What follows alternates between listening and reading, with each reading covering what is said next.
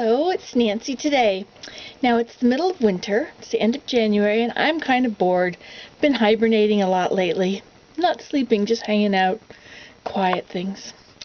Today I thought I would do something different. I'm going to show you when you have an old blanket or a quilt that you really like, you might want to keep it. You can always buy a new one, but the new ones are maybe heavier or thicker, or they're just something that's not quite the same. When you've had something for 30 years or a long time, you might want to keep it. And I'm going to show you two things.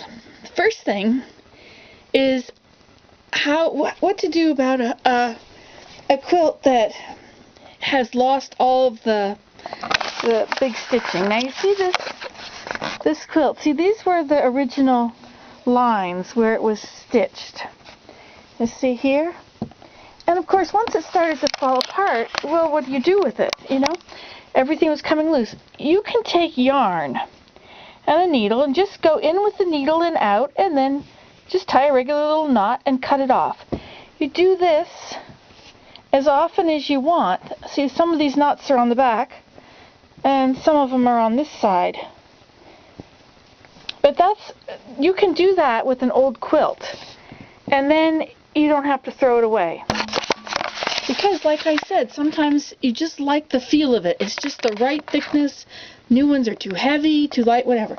Okay, also, if you sleep with a quilt, but it's too cold and you want it a little warmer, but you don't want to get a different quilt, because, like I said, you like what you've got, and if you put a blanket on, it's too heavy. Putting a sheet on, it's amazing.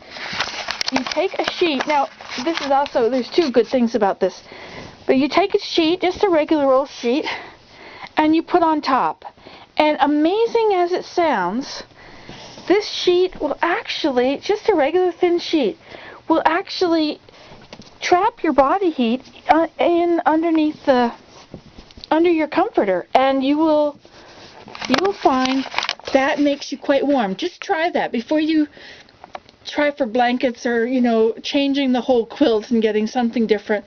Anyway, just a sheet. Also, when your quilt looks horrible, you know, you don't even want to show anybody because it's ripped and it's old, it's got stains on it, you can just put down a nice sheet over it and just keep it over it. I mean, you can go to all the trouble of making it part of your quilt by tying it into the quilt, sewing, you know, just sewing right through every so often and putting those little pieces of yarn there. That works.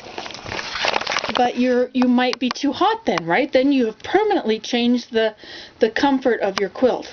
So just using it for cold nights or for making it look pretty during the day. Okay, those are my quilt tips. See you later.